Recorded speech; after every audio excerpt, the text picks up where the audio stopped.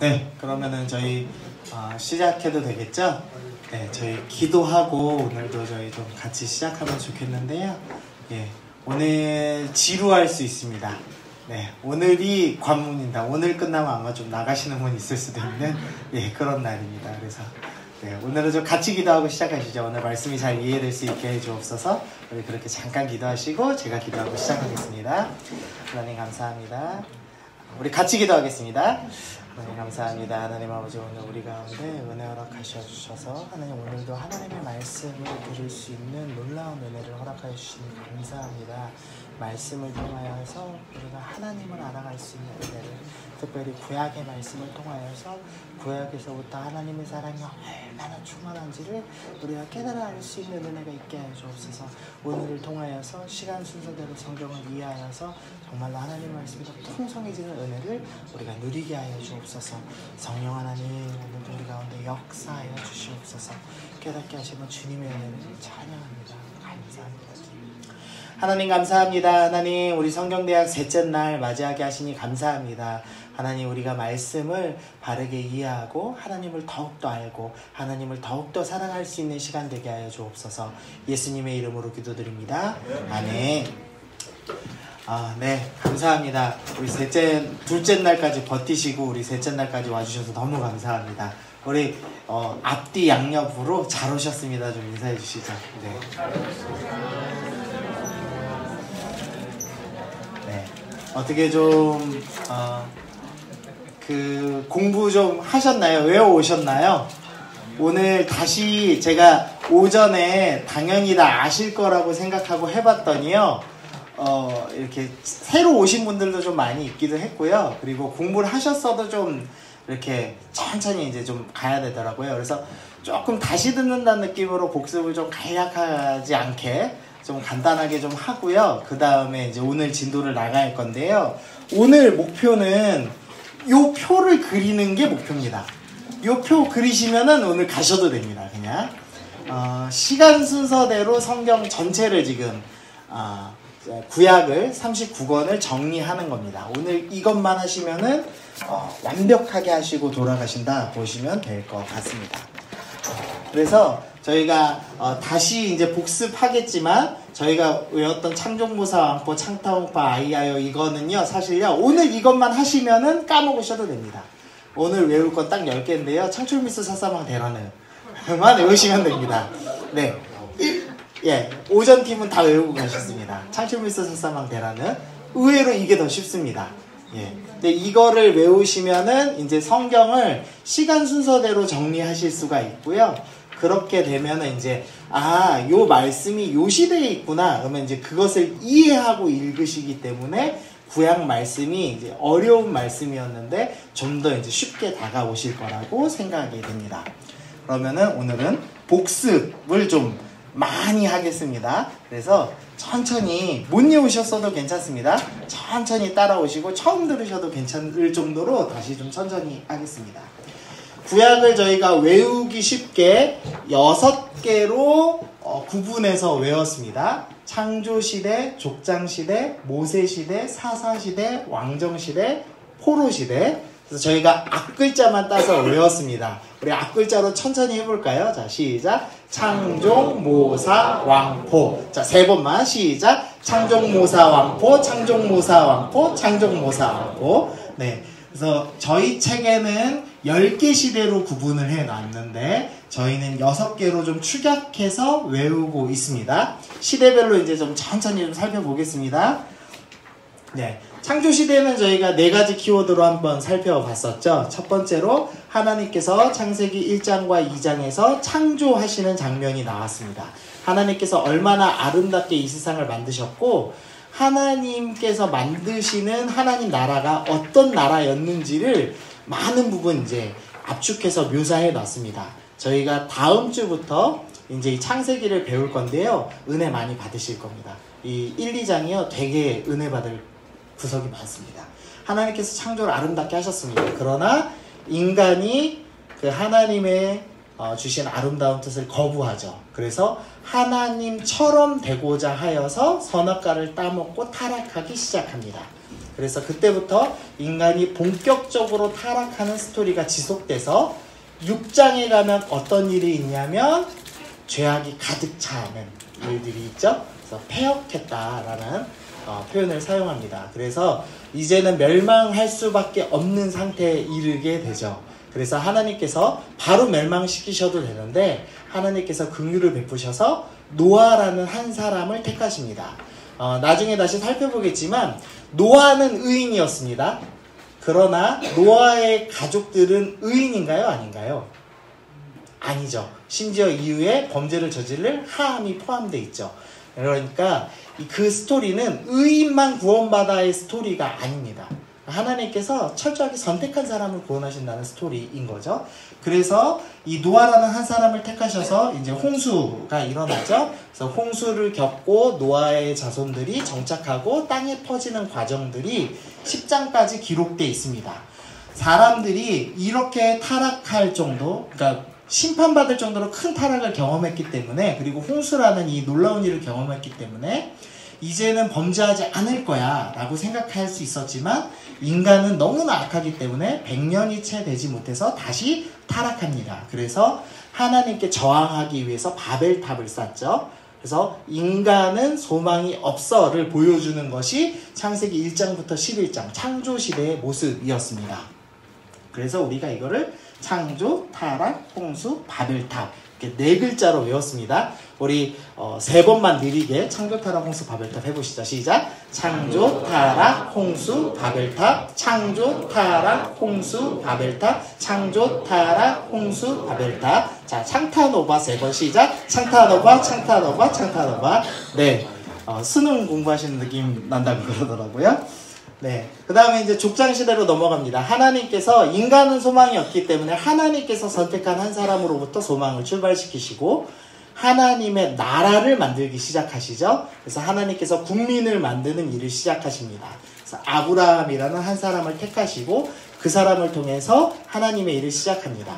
근데 사람은 아무 소망이 없다라는 것을 보여주기 위해서 자기 힘으로는 자식조차 낳을 수 없는 한 사람을 택하셔서 출발하시죠. 그래서 아브라함과 이삭, 야곱, 요셉이라는 4명을 통해서 자손을 불려나가는 일을 시작하십니다.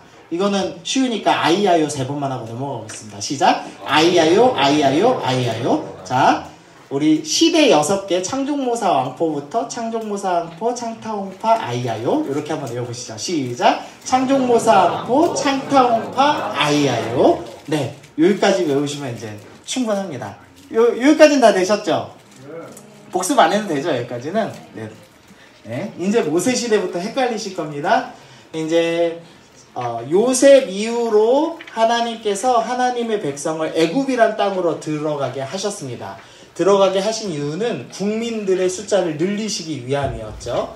이 당시에 그 지리 설명드렸지만 이 두 문명, 메소포타미아 문명과 나일강 문명, 이집트 문명 사이에 끼어 있기 때문에 적은 숫자로는 살아남기가 쉽지 않았습니다. 그래서 일단은 애굽의 인큐베이터에 그 아기를 집어넣듯이 이 70명밖에 안 되던 야곱의 자손들을 집어넣으시고 400년 동안 200만 명이나 되는 큰 인구로 불리는 기간이 창세기와 출애굽기 사이에 있었습니다.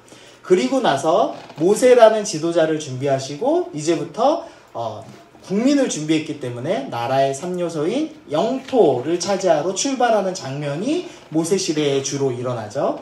그래서 홍해를 건너가죠. 홍해를 건너서 시내산에, 이 시내반도 이 V자 기억나시죠? 요 밑에 있는 시내산에 도착합니다. 그래서 거기서 하나님이 어떤 분인지 알게 하려고 하나님의 법, 레위기를 받아서 기록합니다. 그리고 나서 가나안 땅 입구인 가데스 바네아에 가서 정탐꾼을 보냈다가 믿음 없는 행동을 했죠. 우리는 메뚜기와 같다. 하나님이 있어도 우리는 가나안을 이길 수 없다라고 표현을 합니다. 그래서 결국에는 다시 광야로 돌아와서 40년 동안 뺑뺑이를 돌죠. 그러면서 광야 1세대가 전부 죽는 경험을 했습니다. 그 경험이 민수기에 기록되어 있었습니다. 그리고 이제 광야 2세대들, 1세대가 전부 죽고 나서 2세대들을 데리고 모세가 모압 평지에 도착해서 1세대 때 이런 일이 있었어. 홍해는 이렇게 건넜고 시내산에서는 이렇게 말씀을 받았고 시내산에서 받은 말씀은 이렇게 하나님 예배하라고 하는 거야. 십계명은 이런 내용이야. 이거를 다시 복습시켜주는 고별설교를 기록해 놓은 것이 신명기였습니다. 네, 그래서 홍해, 시내산, 광야, 모압 평지로 외웠습니다. 우리 천천히 3번만 해보시죠. 시작. 홍해, 시내산, 광야, 모압 평지. 홍해, 시내산, 광야, 모압 평지. 홍해, 시내산, 광야, 모압 평지. 그래서 홍시광모 3번 시작. 홍시광모, 홍시광모, 홍시광모. 네, 처음부터요. 시대, 창타노바, 아이아요, 홍시광모. 자, 시작. 창출모사, 왕포, 창타노바, 아이아요, 홍시광모. 네, 저도 헷갈립니다. 네. 사사기까지 하고요. 옆에 사람하고 좀 해보겠습니다. 못 넘어가더라고요. 네, 그 다음 사사기입니다. 이제 나라와 영토를 차지했고 하나님이 주권을 가지신 왕이심을 알았기 때문에 하나님의 법대로 살면 되었습니다. 그러나 이스라엘 백성은 하나님의 법대로 살지 않았죠. 그 모습을 보여주는 시대가 사사 시대였습니다. 여호수아가 먼저 가나안을 정복을 합니다. 그러나 여호수아가 정복을 끝내자마자 여호수아와 함께 사역했던 장로들이 살아있는 동안에는 하나님을 따르는 것처럼 보였습니다. 그러나 장로들이 죽자마자 하나님을 버리고 자기의 소견에 옳은 대로 행하기 시작하죠. 그래서 12사사의 스토리가 기록되어 있는데 잘하는 온니엘부터 가장 못하는 삼손까지 점점점 못하는 모습을 그리고 있습니다. 그러면서 나쁜 예 2가지를 설명드렸습니다. 첫 번째로는 미가의 신상사건. 미가라는 한 사람이 엄마의 돈을 훔쳤고 그게 걸리자 엄마가 그 돈은 귀한 돈이다 그러면서 은상을 만들고 그 다음에 길거리에 지나가던 모세의 손자인 레위인을 제사장 삼아서 자신의 집안의 제사장으로 삼고 단지파가 그걸 보고 이 은상과 신상과 이 제사장을 빼앗는 사건. 그래서 종교적으로 얼마나 타락했는가를 보여주는 대표적인 사건으로서 미가의 신상을 묘사했습니다. 그리고 두 번째로는 레위인 첩사건이 있었습니다. 레위인이 첩이 있을 뿐만 아니라 베냐민의 깡패들이 다가와서 남자를 동성애하기 위해서 찾아오고 그리고 그래서 결국은 레위인 첩이 대신 이 나쁜 일을 당하고 죽는 사건들이 나와 있었죠. 그래서 지파 전체가 얼마나 사회적으로도 타락해 있는가. 살인이 아무렇지도 않고 이 동성애가 가득하고 성적인 범죄가 가득했던, 그래서 종교적으로 사회적으로 이렇게까지 타락한 백성이 되었다라는 것을 설명했습니다.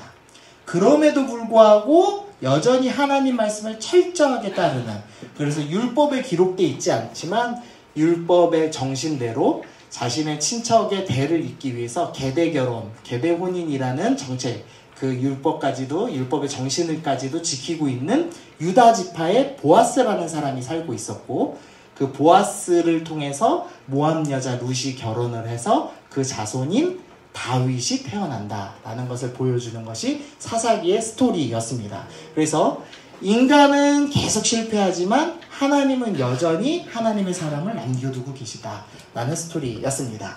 우리 가나안 정복, 미가의 신상, 레위인 첩, 룻기, 이렇게 해서 3번만 외워보시죠. 시작. 가나안 정복, 미가의 신상, 레위인 첩, 룻기. 가나안 정복, 미가의 신상, 레위인 첩, 룻기. 가나안 정복, 미가의 신상, 레위인 첩, 룻기. 그래서 가미레룻 3번 시작. 가미레룻, 가미레룻, 가미레룻. 네, 처음부터 쭉 합니다. 자, 시작. 창종모사 왕포, 창타홍파, 아이아요, 홍시강모, 가미레룻. 네. 헷갈리시죠? 자, 지금부터요, 두 분이 좀 짝을 지으셔서요, 서로 창출모사 왕포 하면은 그 앞사람이 창조시대, 족장시대, 모세시대 이렇게 쭉 늘려서 서로 왔다 갔다 한 번만 해보시는 걸로 제가 5분 정도 드리면 되더라고요. 5분만 한번 해보겠습니다. 네, 충분히 되셨죠? 네, 한 번만 쭉 외우고 다음 거 넘어가겠습니다. 자, 시작. 창종모사 왕포, 창타홍파, 아이야요, 홍시강모, 가미레르. 아, 네, 감사합니다. 이후부터는 못 외우셔도 용서할 수 있는, 네, 지금부터 이제 헷갈리는 왕정시대를 시작하겠습니다. 이 사사시대의 끈 무렵에 이제 하나님께서 사사사무엘을 허락하시죠. 요 시대가요, 나중에 이제 다시 공부하실 때 되면요, 되게 재밌는 시대입니다. 그러니까 요단강 동편으로는 입다가 활동하고 있고요. 그 다음에 이 사무엘의 스승님이죠, 엘리 제사장은 에브라임 산지 중앙 쪽에 있습니다. 그리고 왼쪽에 블레셋 지역 인근에서는 삼손이 활동하던 시대입니다. 그 세 사사가 동시에 활동하던 시대인데요. 입다도 똑바로 못하고 삼손도 똑바로 못하는 사사였습니다. 그래서 결국은 엘리까지도 똑바로 못하잖아요. 그래서 망해버리는 시대입니다. 그래서 블레셋이 완전히 쳐들어와서 실로라는 성소를 다 멸망시키고, 그 다음에 안 적으셔도 됩니다. 나중에 다시 얘기할 건데요. 그냥 양념치는 겁니다, 제가. 네. 네. 실로를 멸망시키고 언약궤를 뺏어가죠. 근데 그때부터 하나님께서 이 어린 사무엘이 커야 나라를 다시 회복하기 때문에 사무엘이 크게 하기 위해서 언약궤가 그때부터 활동하죠. 그래서 사무엘상 보면은 언약궤가 돌아다니면서 도시에 있는 막 전염병 일으켜서 막 죽게 생겼다고 막 언약궤 돌리는 장면들이 나오거든요. 그러면 그게 잘 보면은 이스라엘의 정치적인 공백기입니다. 사사들이 완전히 괴멸한 상태인데 하나님이 혼자 일하셔서 이스라엘을 보호하시는 장면입니다. 이런 역사적인 맥락을 알고 그 본문을 보면 뭐 언약궤가 뭐 그 미신적인 거야, 이거 뭐야, 이렇게 생각하실 수 있는데 전혀 그게 아니라 하나님께서 일하시는 것을 표현하는 장면인 걸 알 수 있죠. 그래서 그 언약궤가 활동하고 나서 남자들이 많이 죽습니다, 블레셋에. 그래서 그 남자들이 다시 자라고 회복하는 기간 동안에 사무엘이 성장하죠. 그리고 사무엘의 지도력으로 블레셋을 막아서는데 성공합니다. 그리고 사사 사무엘이 그때부터 왕을 세우는 작업을 본격적으로 합니다. 그래서 사람들이 원하던 사람들보다 머리가 하나 더 큰 왕, 잘 싸울 것 같고 잘생긴 왕인 사울이 선택됩니다. 그러나 사람이 원하는 왕이 진짜 왕이 아니다라는 걸 보여주시고 이제 드디어 모델 왕인 다윗을 세우십니다. 그래서 다윗을 통해서 무슨 일을 하냐면 성전 건축을 준비하죠. 그리고 성전에서 일할 수 있는 레위인들이 준비됩니다. 세금을 잘 걷어놔서 레위인들이 먹을 것 걱정하지 않고 말씀을 가르칠 수 있고 예배를 드릴 수 있고 하나님을 찬양할 수 있는 기반들을 다 준비해 놓습니다. 그리고 이제 솔로몬이 등장해서 태평성대를 이루게 되죠. 그래서 사사다솔로 저희가 외웠습니다. 이거는 쉬우니까 사사다솔 3번만 하겠습니다. 시작. 사사다솔, 사사다솔, 사사다솔. 네. 그리고 나서 왕정시대가 분열하게 됩니다. 솔로몬이 하나님의 뜻대로 살지 아니하고 교만하게 자기의 부를 축적하고 살았습니다. 성전을 7년 동안 건축했는데요. 이제 자기 왕궁은 13년 동안 건축을 합니다. 자기 하나님 궁전보다 자기 궁전을 더 크게 지은 거죠. 그리고 나서 첩을 1000명을 둡니다. 그러니까 이게 여색을 탐했다는 느낌은 아니고요. 그러니까 어떻게 이해하셔야 되냐면은 이 도시국가였거든요. 당시는. 그러니까 도시국가에 있는 공주들하고 결혼을 하는 겁니다. 내가 니네 딸하고 결혼할게. 나랑 이거 무역하자. 중개무역을 더 잘하고 싶은 겁니다. 즉 돈을 더 벌고 싶은 겁니다. 그래서 여러 도시국가의 사람들과 이제 혼인을 맺습니다. 그리고 물론 왕비는 가장 큰 교역국인 애굽의 공주와 결혼을 합니다. 그래서 1명의 부인과 1000명의 첩을 얻어서 호화롭게 지내죠. 그러면서 하나님의 뜻을 저버리고 우상숭배를 시작했습니다. 그래서 그 결과로 하나님께서 왕국을 나누시죠. 그러니까 너희가 지금 가진 하나님 나라처럼 보이는 이스라엘이 진짜 하나님 나라가 아니다라는 걸 벌써 보여주고 계신 거죠. 그러면서 솔로몬의 아들 르호보암 때에 북이스라엘의 10지파는 여로보암이 지도자가 됩니다. 그래서 우리가 여로보암을 왜 외웠죠? 여기부터 이제 기억 안 나실 거거든요. 여로보암을 왜 저희가 외웠었죠? 예, 송아지 때문에 외웠습니다. 여로보암의 죄라고 부르는 송아지 우상을 만들었죠. 이 여로보암이 10지파나 갖고 있는데 생각해보니까 이스라엘 사람들은 3가지 절기가 되면은 무조건 예루살렘에 와서 예배를 드리게 되어 있거든요. 근데 그게 다윗 시대에 철저하게 훈련이 잘 돼 있잖아요. 그러니까 분명히 열지파 이 장로들이 이 6월절 되면은 내려가서 예배 드릴 거고, 그때 분명히 유다 지파가 싸바싸바 하면은 다시 나를 쫓아낼 수도 있을 텐데, 이거 안 되겠다 싶어서 이 북쪽인 단과 남쪽에 있는 세겜 지역에다가 송아지, 금송아지를 만듭니다. 그리고 나서 애굽에서 너희를 인도한 하나님이 바로 이 송아지다라고 이야기하죠.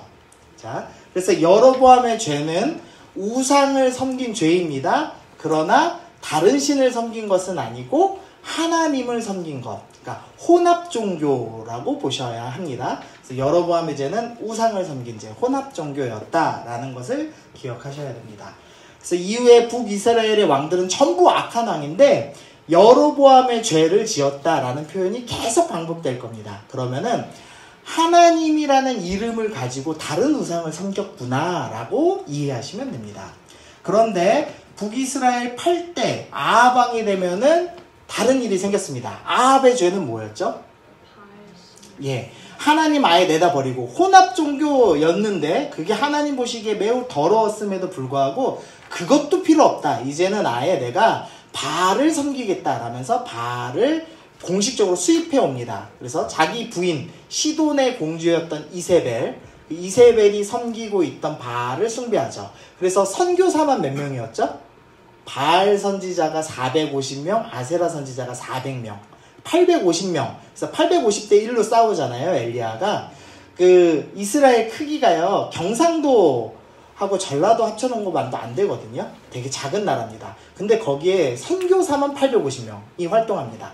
당시에 인구가 지금처럼 많지 않거든요. 지금 저희 나라 5천만이나 되잖아요. 그러나 그때는 계속 전쟁이 있었기 때문에 인구가 그닥 많지 않았을 겁니다. 그런데 850명이나 선지자가 파송될 정도면, 선교사가 있을 정도면 어마어마한 부흥이 있었던 겁니다. 바알 신앙으로 부흥이 있었던 상태입니다. 그렇게 악한 시대가 되자 하나님께서 하나님의 사람들을 보호하시기 위해서 가장 위대한 선지자 엘리야를 허락하셨다. 그래서 아합을 외우는 이유는 다른 바알 신앙을 아예 수입했기 때문에 외운다라고 저희가 설명을 들었습니다. 외우시기 좀 쉽게요. 제가 표시 하나 더 남기면은요. 이때 바알이 어떤 신이냐면요. 헤라클레스입니다. 그리스 신화의 헤라클레스를 이제 섬긴 겁니다. 그리고 나서 이제 북 14대, 이제 아합으로부터 6대가 지난 때죠. 여로보암 2세 때가 됩니다.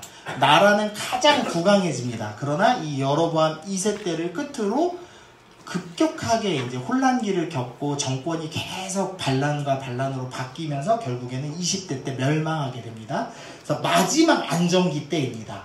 하나님께서 이 마지막 안정기 때 어떻게든지 북이스라엘이 돌아왔으면 하는 마음으로 호세아와 아모스와 요나라는 선지자를 집중 투입하셔서 마지막까지 하나님 백성이 돌아올 수 있도록 사역을 하십니다. 그래서 우리가 선지서 외울 때 이 호세아, 아모스, 요나를 중요하게 외울 겁니다. 이거는 지금은 안 외우고요. 그 다음에 이 북이스라엘이 완전히 멸망당했습니다. 그리고 나서 아수르가, 북이스라엘을 멸망시킨 아수르가 남유다까지 쳐들어오죠. 이때 그 아수르를 막은 왕이 히스기야였습니다. 그리고 이때 당시 사역한 선지자가 이사야였습니다. 그리고 이 16대 요아스 때, 이때가 이제 마지막으로 멀쩡했을 때입니다. 남유다가 이제 17, 18, 19, 20대가 되면은 다 강대국에 의해서 교체되는 왕들이 있습니다. 그래서 히스기야 때의 종교적인 부흥, 종교개혁이 있었고요. 요아스 때에도 마지막으로 종교개혁이 있습니다. 그래서 이때 요아스가 성전을 수리하다가 책을 한 권 발견합니다. 그 책이 신명기였을 걸로 추정을 합니다. 그러니까 얼마나 사사기가 타락했냐면요. 모세의 손자가 레위인인데 제사장이 됐다. 이 말이 어느 정도냐면 모세가 직접 써서 갖고 있는 신명기 잃어버린 때인 겁니다. 그러니까 신명기가 아예 존재하지도 않을 때. 그러니까 말씀이 완전히 훼손된 상태. 그럼에도 불구하고 하나님이 심판하지 않으시고 다윗 왕을 준비하시는 거죠. 하나님이 참 인자하시죠. 네. 그래서 여기가 외우기 어렵더라고요. 항상 북이스라엘 왕둘, 그 남유다 왕둘로 외우신 겁니다. 그래서 여아히요로 외우겠습니다. 우리 여아히요. 자, 3번만 시작. 여아히요, 여아히요, 여아히요. 여로보암, 아합, 히스기야, 요시야. 네. 요아스. 죄송합니다. 저도 헷갈려요. 네. 네. 그 다음 포로시대. 네. 요아스 이후로 17대, 18대, 19대, 20대 왕들이 강대국으로 다 교체됩니다. 이름을 나중에 외우시란 말은 제가 안 하는데요. 여호와하스, 여호와김, 여호와긴, 시드기야인데요. 시드기야는 좀 이름이 독특하니까 좀 외우기 쉬운데요. 제가 이 세 왕 어떻게 외우냐면요. 이름이 첫 번째는 5글자, 두 번째는 긴이거든요. 네모였다가 획수가 빠집니다. 그래서 점점 줄는 겁니다. 그래서 5개, 4개, 2개 이렇게 줄어서 여호와하스, 여호와김, 여호와긴, 히스기야 이렇게 제가 외웠거든요. 그래서 그런 식으로 점점 줍니다. 그래서 시드기야 때 완전히 멸망당하죠. 그러면서 주전 605년에 드디어 느부갓네살이 와서 포로를 잡아갑니다. 그때 1차 포로로 잡혀가는 사람이 다니엘이 잡혀가고요. 2차 포로로 에스겔이 끌려갑니다. 성경 순서는 에스겔 다음에 다니엘입니다. 그런데 1차 포로가 다니엘이고 2차 포로가 에스겔이 끌려갑니다. 그랬는데 하나님께서 약속하신 대로 70년 만에 바벨론이 급 멸망하고 메데바사, 페르시아 제국이 등장합니다. 그때 고레스 왕이 세금만 잘 내면 돌아가도 된다라고 이제 귀환을 허락해 주죠. 그래서 스룹바벨이라는 지도자가 이스라엘 사람들을 데리고 귀환합니다. 그리고 제일 처음 무슨 일을 하죠? 성전을 다시 만듭니다. 우리가 하나님을 섬기는 게 제일 중요한 거였구나. 그래서 스룹바벨 성전이라고 이름하는 그 성전을 재건합니다. 근데 그 성전 건축 이야기가 어디에 기록되어 있냐면 에스라에 기록되어 있습니다. 그래서 에스라보다 앞시대인데 에스라라고 저희가 외웠습니다. 그리고 성벽은 이후에 느헤미야가 와서 성벽을 건축하죠. 그래서 포로 귀한 성전 성벽. 이거는 쉬우니까 포기 성벽으로 우리 3번만 외우겠습니다. 시작. 포기 성벽, 포기 성벽, 포기 성벽. 네. 그래서 우리가 요거 외우는 거죠. 우리 한번 쭉 읽어보시겠습니다. 자, 시작. 창종모사 왕포, 창타옹파, 아이야요, 홍시강모, 가미레룻, 사사다솔, 여아히요, 포기성벽. 네, 요렇게 8개 외우는 겁니다. 지금 제가 5분에서 조금 더 드리겠습니다. 옆에 사람하고 같이 질문하면서 아무리 손으로 써봐야 안 이어집니다. 입으로 외우시면 됩니다. 입으로만 외우시면 됩니다. 5분 드리겠습니다. 네, 좀 외워지시나요? 한 분만 해볼까요? 한 분만? 그럴까요? 네, 우리 이제 청년부 회장이 있습니다, 저희. 네. 예, 등장해서 딱 여기 앉아서 바로 요거 눈 감고 딱 뒤돌아서 해도 되고. 네, 열심히 외웠습니다. 네, 확실히 외운 게 확실하기 때문에 한번 해보겠습니다. 자, 눈 감고 한번. 네네. 이게 시대 그냥 쭉 읽으시면 돼요. 네네. 자, 시작. 창종모사 왕포 다 풀어서 하나요? 아니요, 그냥 쭉. 창타옹과 아이야요, 홍시가광모, 가미레룻, 그다음 사사다솔, 여아히요, 포기성벽. 네, 박수. 네, 지금 이 젊어 보여도 거의 30 다 됐습니다. 이런 데도 외울 수 있습니다. 예. 그리고 자꾸 오전반에서 야간대학 다니는 사람들 못 외울 거라고 그러던데요. 예, 외울 수 있다는 거를 보여주시면 감사하겠습니다. 네, 안 쉬었다 해도 괜찮으세요? 네, 조금만 하고 쉬겠습니다. 이제 앞에 거 다 잊으셔도 됩니다. 오늘 외울 거 요것만 딱 외우시면 되는 겁니다. 이제 이때껏 한 건 전부 요거 하려고 한 겁니다. 요 표만 오늘 작성하시면 끝나는 겁니다. 네. 베이스 캠프 설치할 건데요. 우리가 지금 계속 책에서 여기 진도를 못 넘어가는 겁니다. 이 구약의 구조가 문학작품 순으로 되어 있기 때문에 어렵다. 그래서 시간 순으로 배치하고 있다라는 설명 드렸습니다. 특별히 선지서는 분량이 많은 것에서부터 대선지서, 그러니까 위대한 선지자가 대선지자가 아니라 분량이 많아서 분량이 작아서 소선지서로 분류되어 있는데, 요거를 시간 순서대로 분류하는 작업을 하는 겁니다. 그래서 오늘 요 표를 스스로 빈칸에 작성해 보는 게 목표입니다. 그래서요, 먼저요, 역사서의 뼈대가 되는 요 라인입니다. 요 라인. 요 역사서 뼈대 되는 라인만 외우시면 됩니다. 나머지는 요거 외운 거에다가 끼워 넣기만 하면 되고요. 요거는 못 외우셔도 용서가 됩니다. 왜냐면 선지서는 몇 개 안 되고 짧잖아요. 용서가 되고요. 예, 요것만 외우시면 됩니다. 요것만. 예, 시대하고 역사서만 외워도 되겠다. 그래서 역사서를요, 줄여서 창출미수 사사망 대라는데요. 요거 이따가 설명드리겠습니다. 자, 먼저 역사서 베이스 캠프를 설치하겠습니다. 창조시대와 족장시대는 둘 다 창세기 내에서 일어나는 일이었죠. 창조시대는 창세기 1장부터 11장 사건이었고, 족장시대는 12장에 아브라함을 택하면서 50장에 요셉이 죽을 때까지였습니다. 그래서 역사서로는 창세기가 베이스 캠프입니다. 네, 요건 뭐 설명 안 드려도 되죠. 그 다음에 모세시대가 돼서는 출애굽기에서 홍해에서 출애굽을 하고 시내산에 가서 레위기 말씀을 받는 데까지 진행이 됐고요. 그 다음에 민수기에서는 가데스바네아에서 정탐꾼을 보내다가 실패해서 광야 40년을 거치고 모압 평지 가는 스토리가 주로 기록되어 있습니다. 그래서 시간이 흐르는 것은 출애굽기와 민수기가 흐릅니다. 그런데 중간에 있는 레위기와 신명기는요, 시간이 흐르지 않습니다. 레위기는 법이기 때문에, 법전은 시간이 흐르지 않잖아요. 그래서 시간 안 흐르고요. 신명기는 출애굽기와 민수기 스토리를 복습하는 내용이기 때문에 역시나 시간이 흐르지 않는 겁니다. 그래서 이 메인 스토리에서 지금 탈락시켜 놨습니다. 제가 제일 목록에다 넣어놓은 겁니다. 그래서 출애굽기, 민수기를 외우실 겁니다. 그 다음에 사사시대로 넘어가서는 이제 여호수아서를 당연히 외워야 되겠죠. 왜냐하면 가나안 정복하는 메인 스토리가 기록되어 있기 때문이죠. 그리고 사사기를 외우실 건데요. 사사기는 12사사가 나오지만 중요한 것은 이렇게 타락했다라는 이야기이기 때문에 이 두 가지 포인트를 가지고 사사기를 외웠습니다. 그리고 그 다음이 역사서 순서로는 룻기인데, 룻기는 사사시대 전체 스토리에 포함되어 있는 이야기잖아요. 그래서 메인 스토리로 따로 뼈대를 잡고 외우지는 않겠습니다. 제외되는 걸로 외울 겁니다. 그리고 왕정시대에 가면은 다윗 스토리가 제일 메인이겠죠. 사무엘, 사울, 다윗 이야기가 나온 열왕기 상하는 당연히, 사무엘 상하 당연히 외워야 되고요.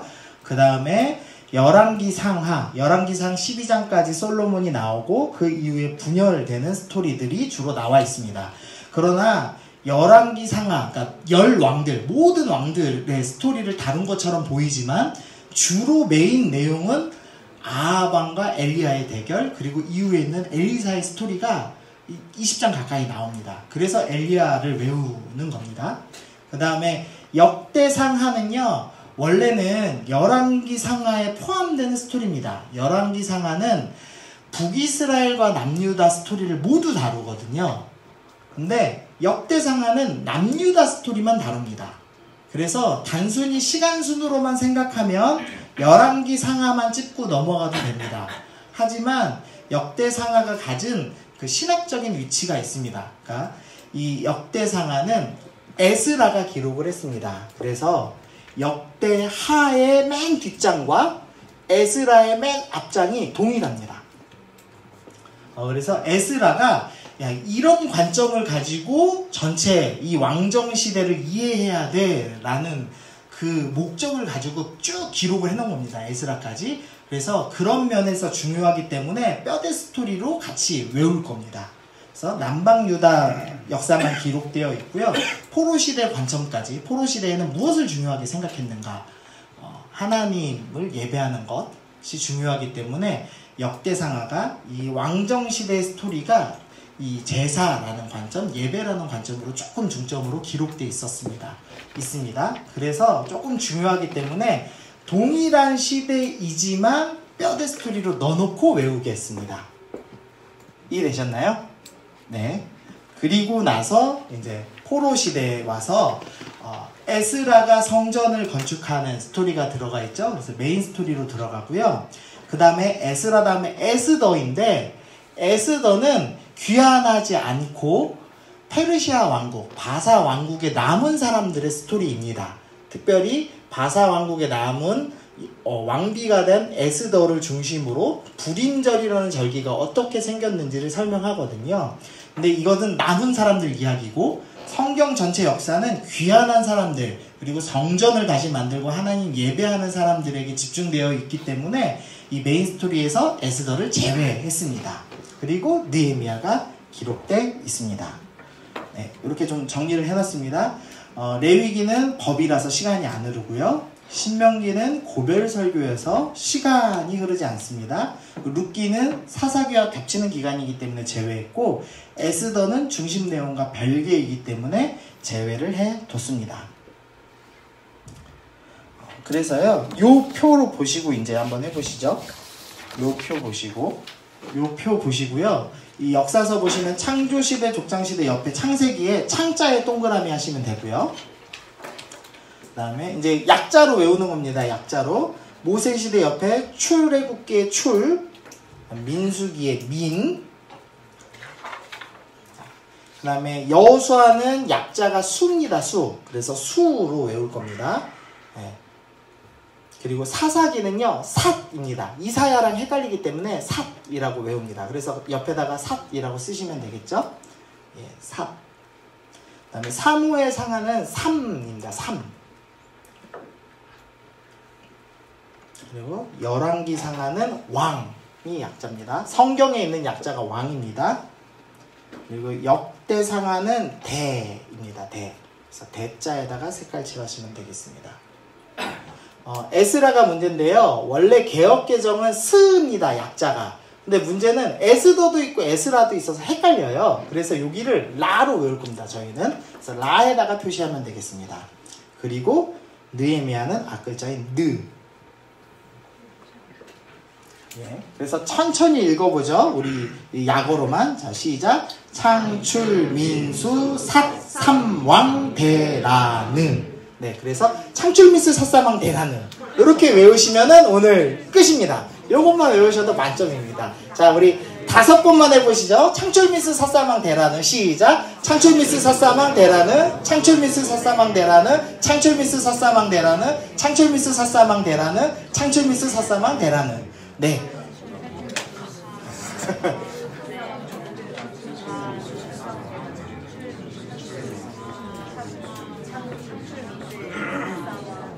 네, 저희 5분만 쉬었다가 하겠습니다. 네, 감사합니다. 네, 이제 시대만 한번 해보시죠. 시대만. 창종모사 왕포. 자, 시작. 창종모사 왕포. 그 다음에 뼈대대는 10개. 자, 창출미스 삿사망 대라를 3번 시작. 창출미스 삿사망 대라는, 창출미스 삿사망 대라는, 창출미스 삿사망 대라는. 아, 네. 요거까지 하시면은 이제 완벽합니다. 그 다음에 이제요, 제외되는 목록, 우리가 머리로는 익혔지만 끼워 넣기를 해보겠습니다. 먼저는 레위기는 출애굽기에서 홍해를 지나서 시내산 가서 넣잖아요. 그래서 출애굽기 옆에다가 레위기를 기록하시면 되겠습니다. 제외 목록 칸에다가 세 번째 줄이죠. 세 번째 줄 보시면 출애굽기 옆에 레위기를 기록하시면 되겠습니다. 그 다음에 민수기에서 광야를 지나서 마지막 모압 평지에 도착해서 모세가 고별 설교하기 때문에 고별 설교엔 신명기를 적어내시면 되겠습니다. 근데 이제 성경을 보실 때, 아, 레위기는 법, 아, 신명기는 고별 설교, 아, 이건 시간 안 흘러. 이렇게 이제 머릿속에 기억 남으시면은 성공한 겁니다. 그러면은 가장 완벽한 겁니다. 뭐, 창초미스 사상마 대라를 기억 안 나셔도 되는데, 아, 요렇게만 기억하시면은 신명기 다시 읽으실 때, 일독하실 때, 이거 뭐야? 왜 복습을 해? 모세가 2번 있었어? 이제 이렇게 혼돈 안 느끼실 수 있는 거죠. 네, 그 다음에 이제 룻기는 사사시대죠. 그래서 사사기 옆에다가 룻기를 적어주시면 되겠습니다. 네, 요건 이제 뭐 쉬우시죠. 그 다음에 에스라 옆에다가 에스더를 집어넣어 주시면 되겠습니다. 시간 순서는 에스라가 더 뒤에 사람이긴 한데요. 뭐 크게 이 에스더가 어느 시대냐가 이제 중요하지 않게 별개에 있었던 일이기 때문에 그냥 에스라 옆에다가 이렇게 기록을 했습니다. 네. 그래서 제외 항목이 4개 들어가죠. 레위기, 신명기, 룻기, 에스더가 이 3번째 줄에 기록이 되면 됩니다. 네, 그 다음 이제 시가서를 저희가 공부하도록 하겠습니다. 이제 간략하게만 공부하는 겁니다. 시가서는 이제 시와 노래의 모음이라고 생각하시면 됩니다. 욥기가요, 지난번 설명드렸지만 시로 기록되어 있습니다. 물론 처음 앞에 이야기와 뒤의 이야기는 이야기, 내러티브로 기록되어 있지만, 가운데 있는 내용은 전부 시로 기록되어 있습니다. 그래서 어려운, 히브리어가 가장 어려운 성경이기도 합니다. 그리고 이제 시편 당연히 이제 시가서고요. 그다음에 전도서는 물론 이야기 형식으로 되어 있긴 한데 우리가 그냥 일반적으로 시가서라고 불러왔기 때문에 전통적으로 그냥 시가서에 포함되어 있고요. 그다음에 잠언, 전도, 아가 다 이제 시가서라고 표현을 하고 있습니다. 먼저는 욥기를 좀 살펴봐야 하는데요.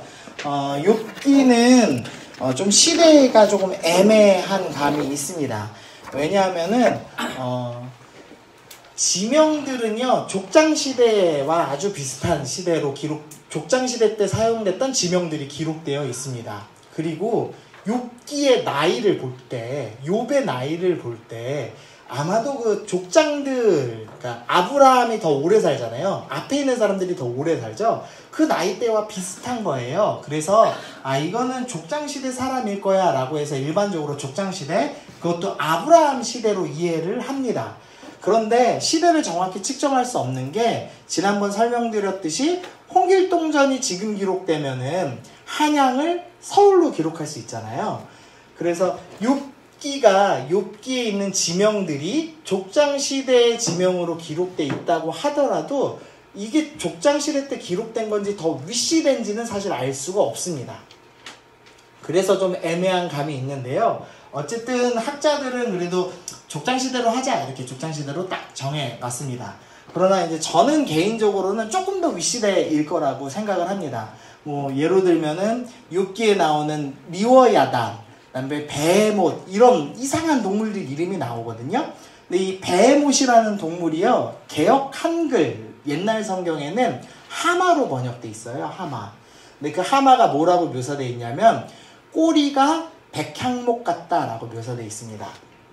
백향목이요, 이 솔로몬 그 궁전의 기둥 삼는 나무입니다. 이따만한 거죠. 이따만한 꼬리를 가진 하마. 말이 안 되죠, 하마가? 그럼 이따만한 꼬리를 가진 동물 생각나시는 거 있으신가요? 예, 공룡밖에 없죠. 그래서 저는 아마도 더 윗시대에 있었던 사건일 텐데 그게 구전대에 왔을 거예요. 심지어 노아 홍수 때 공룡이 다 죽었다라고 추측을 해본다면 노아 시대일 수도 있겠죠. 그 윗시대일 수도 있겠죠. 근데 아마도 구전대에 오다가 족장시대 때 기록이 되었을 가능성이 높지 않나라고 저는 개인적으로 한번 추측을 해봅니다. 학자는 아니니까요. 추측만 해보는 겁니다. 근데 이제 저희는 어쨌든 외울 때는 대세를 따라서 족장시대에다가 기록을 할 겁니다. 그래서 시가서 라인에 여러분 지금 계속 복습하고 계신 그 4번째 칸, 그 시가서 라인에 족장시대 옆에다가 욥기라고 적어주시면 되겠습니다. 네, 그 다음에 이제 시편은 사무엘 상하 옆에다 기록할 건데요. 시편은 쉽게 말하면은 찬송가라고 할 수 있습니다. 150편, 150장의 찬송가로 이루어져 있고요. 그 중에서 73개가 다윗과 관련돼 있는 시편입니다. 그러니까 찬송입니다. 다윗이 수금을 타는 사람이었잖아요. 그러니까 그때 수금이 지금 뭐라면 기타입니다. 그러니까 찬양 인도자였습니다. 그래서 찬양 인도자로서 이 떠돌아다니면서 많은 시들을, 많은 찬양을 만들어냈습니다. 그래서 다윗이 가장 많이 기록했기 때문에 다윗이 주인공인 사무엘 상하 옆에다가 기록을 해놓은 것 뿐입니다. 그러나 시편 중에는 요 모세의 시편도 있어요. 그리고 그 이후 시대, 이 다윗이 만든 성가대들인 이 고라의 자손이나 아삽이 쓴 시들도 많이 기록은 되어 있습니다. 그러나 가장 많은 것이 다윗의 시기 때문에 사무엘 상하 옆에다가 기록을 했습니다. 네, 그 다음에 이제 잠언전도 아가서, 제가 줄여서 잠전하로 기록해놨습니다. 잠언전도 아가서는 모두 솔로몬이 기록한 것입니다. 잠언은요, 그 지혜문학이라고 하는 장르입니다. 당시에 이제 고대 근동에서 유행하던 장르라고 할 수 있습니다. 그 전에 설명드렸지만 예전에는 종이가 없었죠. 그래서 가죽에다 기록을 해야 됩니다. 근데 가죽은 비싸잖아요. 그래서 이 긴 글을 기록한다는 것은 어려운 일이었습니다. 그래서 짧은 문구들을 이렇게 적어서 남기는 속담이죠. 우리로 따지면 그런 걸 남기는 문학이 발달했는데 그게 지혜 문학입니다. 그래서 이스라엘에만 있던 게 아니고요. 그 위에 메소포타미아 문명이 있는 바벨론에서도 유행하던 것이고 그 옆에 시리아에서도 유행하던 것이고 그 근동시대에는 똑똑하다는 사람들이 자기의 이 메시지를 짧은 단어로 이렇게 축약해서 남기는 걸 했습니다. 그래서 저희 왜 그 담임 목사님도 지혜 문학을 매번 쓰시잖아요. 삶으로 나아가는 예배 보시면 동영상으로 항상 설교 축약해서 지혜 문학처럼 써놓으시죠. 네, 그렇게 기록해 놓은 거. 그게 잠언입니다. 그래서 잠언 문구가 다 짧죠. 그래서 읽기 편하셔서 31장으로 되어 있으니까 한 달에 하루에 한 장씩 읽으시고 보통 이렇게 하시죠. 근데 잠언도 솔로몬의 잠언이 제일 많아서 그렇지 그 뒤에는 이제 르무엘의 뭐 잠언이다, 뭐 히스기야의 신하들이 쓴 글이다 이렇게 해서 좀 섞여 있는 글이긴 합니다. 근데 주로 솔로몬이 기록했기 때문에 열왕기 상하에다가 배치를 했습니다. 네, 전도서는 이제 솔로몬이 다윗의 아들이면서 왕인 사람이 기록했다라고 쓰여져 있습니다. 그래서 전도서도 솔로몬이 썼다라고 우리가 이해하고 있습니다. 그리고 전도서의 주제는 헛되고 헛되니 모든 것이 헛되다라는 주제를 갖고 있죠. 그래서 내가 살아보니까 첩을 많이 둔 것도 헛되고 뭐 즐거운 노래, 유명한 가수를 초대해서 노래를 들어본 것도 헛되고 뭐 이런 식으로 표현이 쭉 나와 있습니다. 그리고 나서 마지막 12장에 보면 하나님을 경외하는 것이 옳다라고 기록하면서 끝내죠. 그래서 솔로몬이 모든 그 부유함을 다 경험한 사람으로서 기록을 한 겁니다. 설명드렸지만 메소포타미아 문명과 이집트 문명 중간에서 중개무역을 했습니다.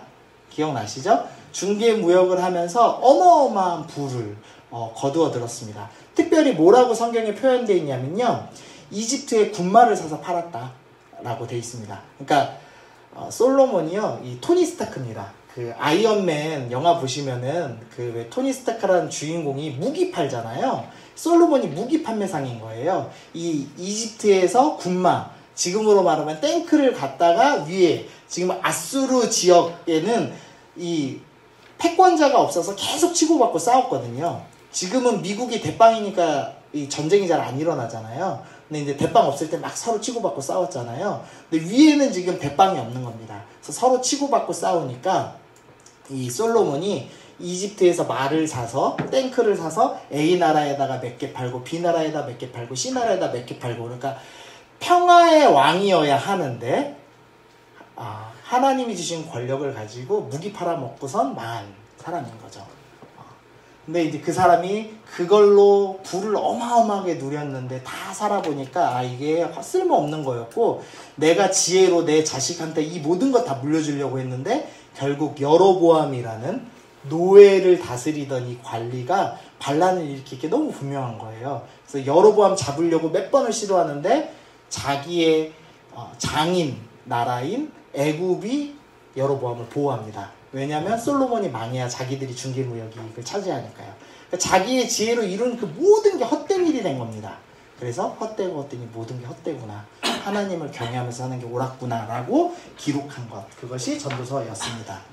그리고 이제 아가서는요. 아가서도 솔로몬이 지었다라고 생각되고요. 술람미 여인과 솔로몬의 사랑 이야기를 기록해 놨습니다. 그래서 단순히 결혼에 관련된 성에 관련된 책이다라고 해석하는 분들도 있고 하나님과 이스라엘의 사랑 관계를 묘사한 책이다라고 해석하시는 분들도 있습니다. 해석이 좀 분분하긴 하지만 전통적으로는 하나님과 이스라엘의 하나님 백성과의 사랑 관계로 이해하고 합니다. 그래서 함께 가자라는 사랑하는 자야 함께 가자라는 표현을 하죠. 성경에 보면 하나님께서 계속 함께 가자는 표현을 하시거든요. 그래서 저도 그런 사랑의 스토리로 좀 뭐랄까요, 이 감성적인 사람이 이해하기 좋게 좀 표현해 놨다고 저는 개인적으로 좀 생각을 하고 있습니다.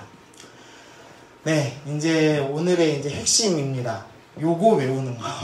네요. 요 못 외우셔도 됩니다. 근데 설명은 제가 드려야 되기 때문에 선지서 설명을 드립니다. 선지서는 전부 분열 왕국 이후에 기록이 되어 있습니다. 왜 분열 왕국 이후에 기록되어 있냐면요, 사무엘 상하 시대까지가 다윗 시대잖아요. 다윗 시대고 열왕기상이 시작될 때 솔로몬이 등극하거든요. 그러니까 이 솔로몬이 등극하고 나서 이제 분열이 시작되죠. 하나님을 똑바로 섬기지 않기 때문에. 다윗 왕 때까지는 성전이 지어진 건 아니지만 하나님을 예배하는 모든 일이 온전하게 진행됩니다. 즉 교회가 건강하게 서 있는 상태입니다. 그러니까 교회가 건강하니까 굳이 선지자가 필요 없는 겁니다. 목사님들로 충분한 거예요. 말씀이 바르게 전해지고 예배가 회복되어 있기 때문에 굳이 선지자가 필요 없었습니다. 그런데 열왕기상하 분열왕국 시대가 되고 여로보암이 등장하고 이 종교가 혼합되고 이상한 목사님들이 등장하고, 쉽게 말하면 예배가 망가지기 시작하니까 하나님께서 예배를 회복시키시기 위해서, 교회를 똑바로 회복시키기 위해서 선지자들을 보내시기 시작하는 스토리이죠.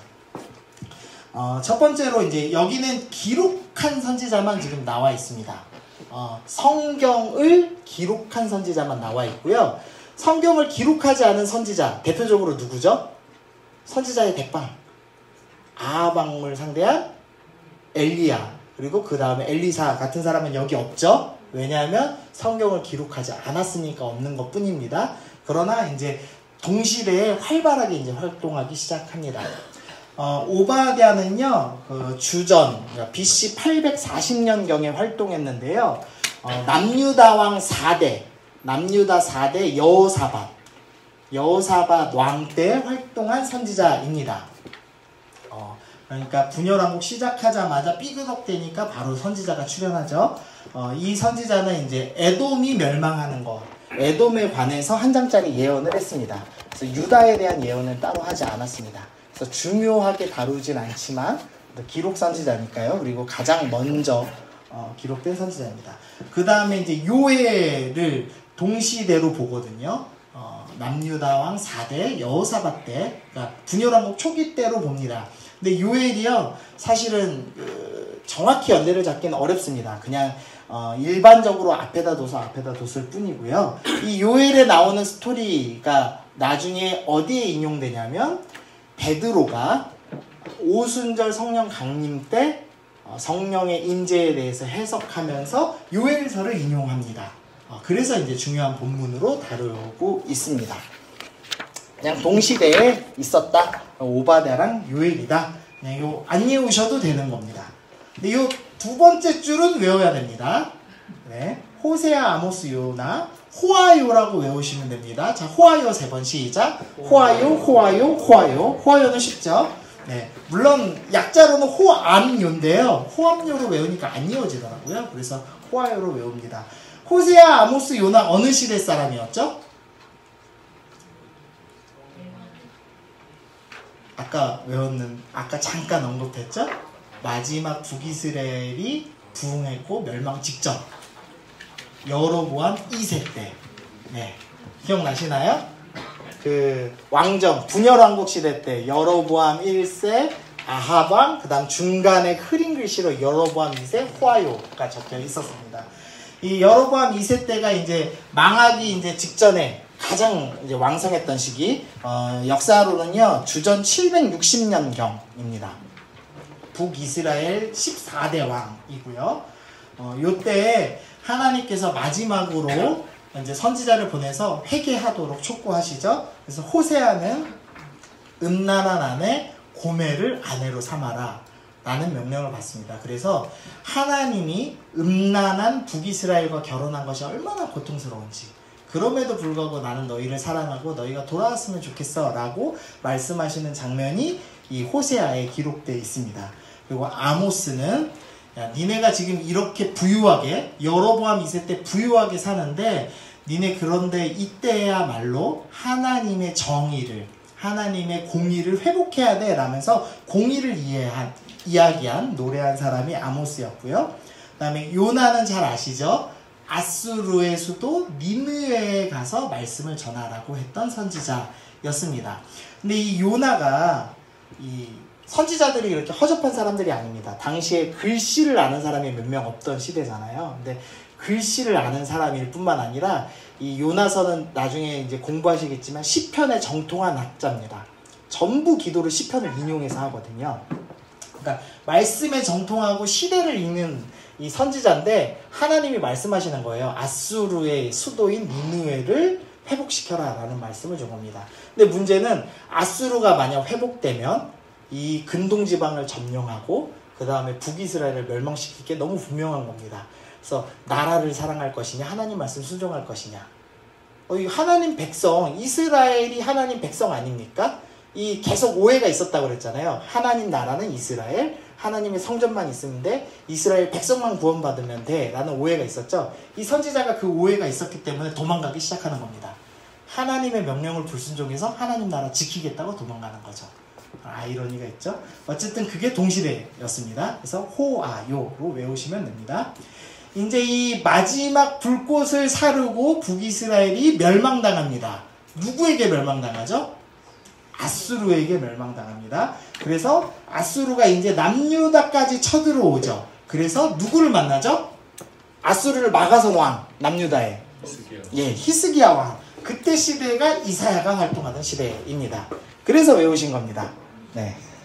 이사야는 BC 700년경 그리고 남유다 왕 13대 히스기야 왕 때입니다. 이사야랑 미가는요 둘이 동시대입니다. 둘 다 히스기야 때 활동했습니다. 그래서 위기의 순간에 위대한 선지자들을 허락하셔서 하나님께서 나라를 지켜주셨습니다. 이사야 때 이 히스기야 왕 때 종교개혁을 했거든요. 그래서 이사야는 왕족이었을 걸로 생각하기도 하거든요. 그래서 이 히스기야의 이 뒷받침을 가지고 이제 말씀을 잘 준비하죠. 그래서 초반에는 이스라엘과 이 여러 나라들의 심판의 스토리를 이야기하지만 이후에 39장 이후부터는 이제 메시아가 오심에 대해서 노래하죠. 그래서 예수님에 대한 예언이 가장 많은 분량이 기록된 게 이사야서입니다. 그러니까 이 종교개혁이라는 종교적인 안정적인 상황에서 하나님이 어떤 분이신지를 예언한 사람입니다. 근데 이 이사야가 히스기야 왕 때는 이 나라의 지도자처럼 대접을 받았습니다. 어떤 어려움이 있을 때마다 히스기야가 이사야를 찾아가거든요. 근데 히스기야의 아들이 므낫세입니다. 남유다의 가장 악한 왕. 그래서 자기 아버지가 스승처럼 여기고 왕족이었던 이사야를 나무톱에 썰어 죽입니다. 그래서 히브리서의 그 믿음장에 톱에 썰려 죽은 사람이 아마도 이사야일 거다라고 추측을 합니다. 네, 그 다음에 동시대에 활동했던 미가도 유다의 회개를 촉구하기 시작합니다. 그러니까 종교개혁은 시작됐는데 이미 타락한 사람들이 일어나고 있어서 경고하고 하기 시작했습니다. 네, 그리고 이제 나홈인데요. 여기가 BC 700년이었고요. 여기가 BC 610년, 그러니까 한 100년 차이입니다. 요때가 어느 왕 때일까요? 여러분이 아는 왕이 이제 히스기야 다음에 외우는 하나밖에 없으시잖아요. 네, 요아스 때입니다. 그래서 외우신 겁니다. 요아스 때 이제 마지막 16대가 지나면 무슨 일이 일어나죠? 17, 18, 19, 20대 망합니다. 그러니까 마지막 하나님께서 이 북이스라엘의 마지막 때 선지자 집중적으로 보내셨죠? 회개하라고. 그래서 마지막 때 집중적으로 요 네 사람 다 보낸 겁니다. 그래서 이거 다 동시대 사람입니다. 나홈은요, 요시야 때 선지자고요. 아수르가 멸망할 거다. 지금 아수르가 저렇게 강력해 보이지만 한 번에 멸망할 거다라는 것을 예언했습니다. 그리고 스바냐도 동시대 요시야 때고요. 이 스바냐도 왕족이었을 걸로 생각이 됩니다. 그래서 정치 현안에 대해서 좀 비판하고 유다가 심판당할 수 있어. 빨리 회개해라고 이제 예언을 합니다. 그런데 요 나움과 스바냐보다 약간 뒤입니다. 그러니까 동시대 사람은 맞는데요. 이 요시야 때는 아마도 제사장으로서 훈련을 받았을 거로 추정이 되고요. 그 뒤에 좀 더 본격적으로 활동했을 걸로 추측이 되거든요. 예레미야가 약간 뒤에 사람입니다. 동시대긴 하지만 다 요시야 때 태어난 건 맞는데요. 아, 요아스 죄송합니다. 자꾸 헷갈리네요. 네. 예레미야가 이제 요 시대 때 활동합니다. 이제 요 앞에 스바냐까지는 야 니네 심판당에 빨리 돌아와의 개념이었잖아요. 근데 이제 예레미야 때부터는 너네 멸망 당할 거야. 그러니까 죄송합니다. 요아스. 네. 클레임이 들어왔습니다. 야간 대학이라 무섭네요. 네. 네. 오전에 주간 대학은 항의 안 하셨는데. 네. 예레미야 때부터는 예레미야가 어떻게 예언하냐면 너네 확실히 멸망당해.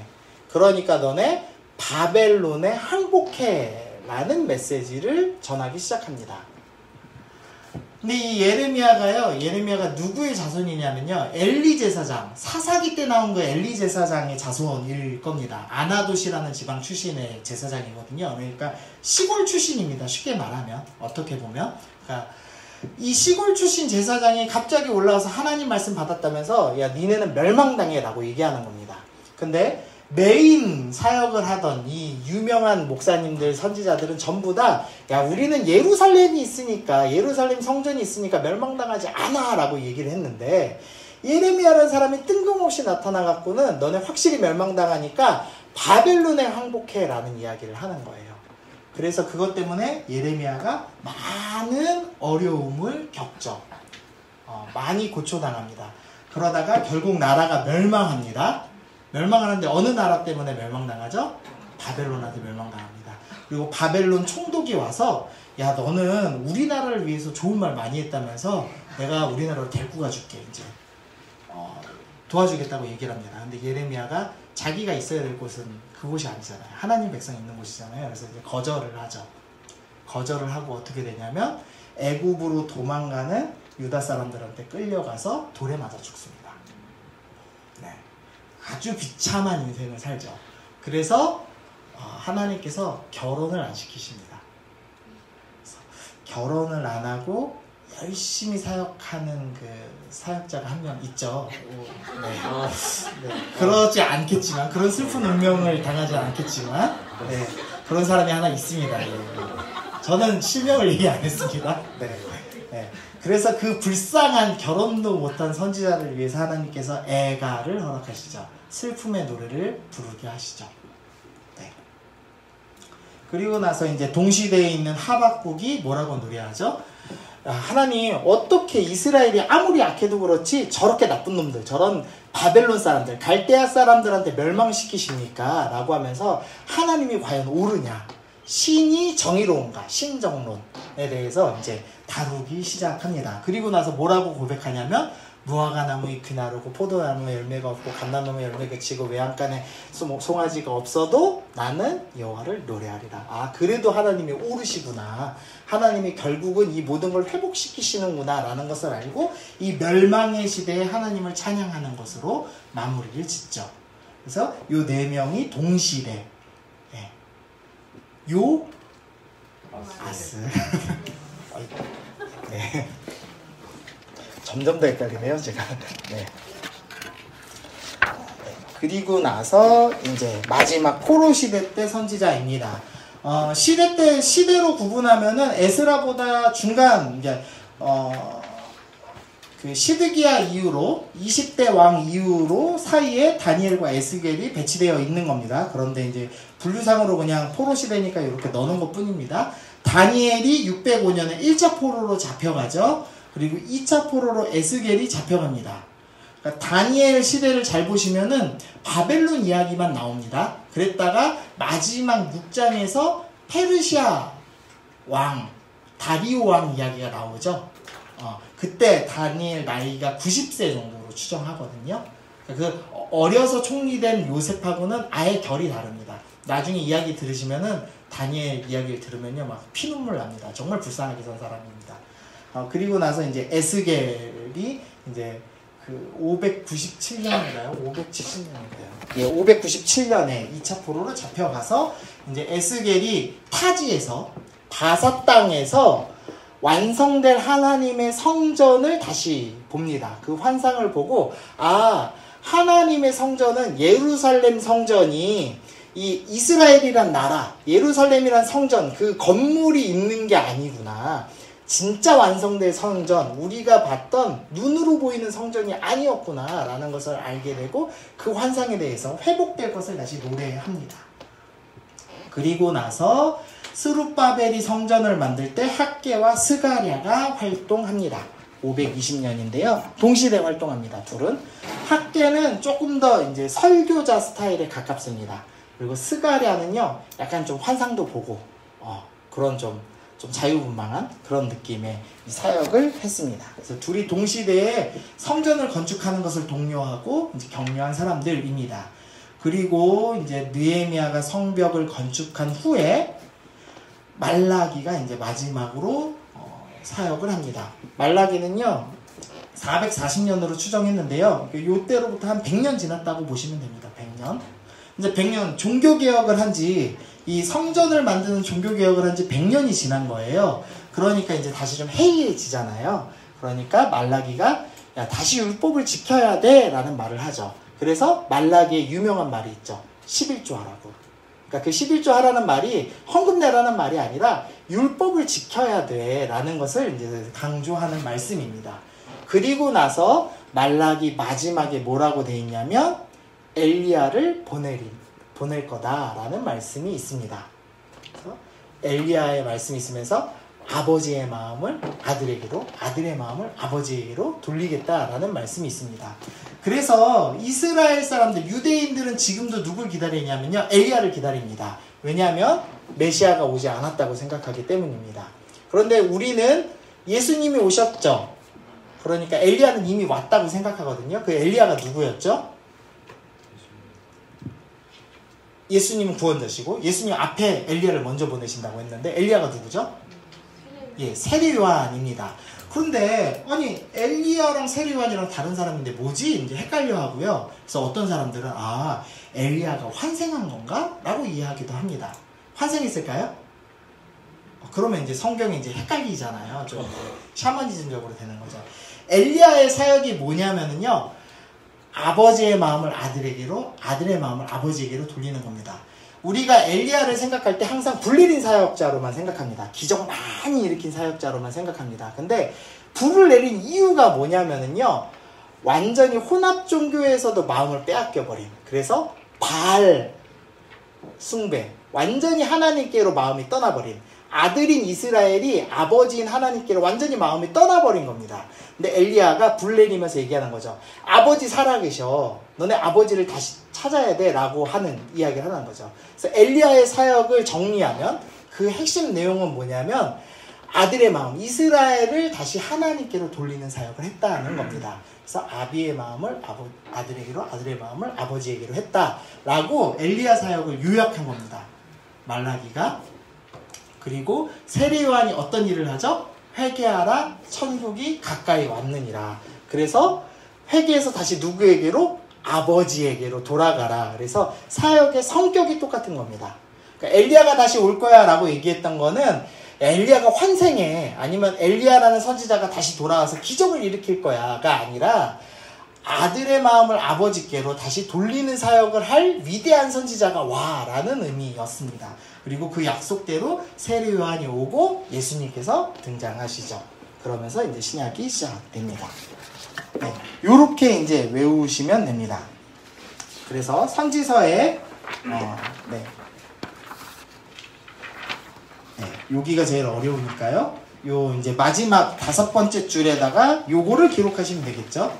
요 순서. 근데 요거 다 외우실 필요 없고요. 호아요 외우시고 그 외 이사야 포함 9명, 9개 선지서 이 정도만 외우셔도 됩니다. 그러니까 선지서는 포로 시대 때 5개, 그리고 나머지 전부는 분열왕국 시대 때 이렇게만 외우셔도 됩니다. 근데 조금 더 이제 수준 있게, 대학생이니까 수준 있게 외운다 하면은 호세아, 아모스, 요나는 북이스라엘이었어. 요 정도만 외우시면 됩니다.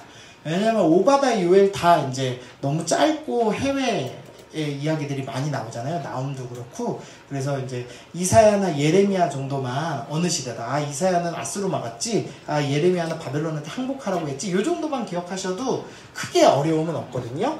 그래서 호아요만 외우시고 나머지 9개는 분열왕국, 그 다음에 5개는 포로시대 이렇게 외우시면 되겠습니다. 그래서 이제 실습하고 마치시면 됩니다. 요거 이제 써보시는 겁니다. 직접 빈칸 써보시면 되는데요. 다시 한번 외우는 거 한 번만 외우고 써보시면 되겠습니다. 자, 시대 6개 시작. 자, 시대 6개 4글자씩 요약하는 거 시작. 창타홍파, 아이아요, 가미르르, 사사로솔, 여아히요, 호기성병. 아, 예, 좋습니다. 여아히요 외워야 이제 이 선지서 외우시죠? 그 다음에 뼈대. 오늘 딱 이 10개만 외우시면 되잖아요. 뼈대. 창출미스 사사망 데라르. 자, 5번 시작. 창출미스 사사망 데라는, 창출미스 사사망 데라는, 창출미스 사사망 데라는, 창출미스 사사망 데라는, 창출미스 사사망 데라는. 네. 이제 빈칸에다가 직접 써보시면 되겠습니다. 한 2번 써보시고, 모르면 옆에 사람 찔러보시고, 복습한 다음에 마지막으로 한번 딱 읽고 끝내겠습니다.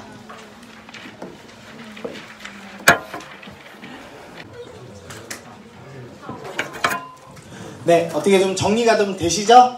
네, 그럼 우리 마지막으로 한번 쭈루루룩 다 외우고 끝나면 되겠습니다. 시대 외우시고 시대별로 4글자씩 쭉 외우시고 창출미수 설사망 대략으로 딱 끝내시면 되겠습니다. 자, 시작. 창종모사 왕포, 창타원파, 아이야요, 홍시강모, 가미레룻, 사사다솔, 여아이요, 호기성벽, 창출민수 사사망 데라드. 네, 창출민수 사사망 데라드 3번만 딱 하고 끝내겠습니다. 시작. 창출민수 사사망 데라는, 창출민수 사사망 데라는, 창출민수 사사망 데라는. 네, 아유, 수고하셨습니다. 우리 다음 주부터는요, 교재에 창세기를 껴갖고 오시면 됩니다. 아, 예, 우리 청년부들은 설교 계속 듣고 있는데요, 그거 그냥 그대로 할 겁니다. 네. 그러니까 아시면 되고요. 이제 창세기를 다음 주부터 이제 배우시니까요. 교재에서 창세기 부분만 무겁잖아요, 책이. 그러니까 창세기 부분만 그냥 호치케스 찍어 오셔도 큰 문제 없이 몇 주는 나가실 수 있을 것 같습니다. 네, 우리 기도하시고 우리 마치도록 하겠습니다. 하나님 감사합니다. 하나님 우리 3주차까지 이렇게 함께 말씀을 배우게 하심을 감사합니다. 우리가 이제 구약 전체를 시간 순서대로 정리했습니다. 이것을 잘 기억하여서 어느 말씀이 어느 시대인지를 우리가 기억하고 그 말씀의 달콤함을 누릴 수 있는 사람들 될 수 있게 하여 주옵소서. 하나님 1년간 배웁니다. 우리 건강으로 함께 하여 주옵소서. 예수님의 이름으로 기도드립니다. 아멘. 네, 수고하셨습니다. 감사합니다.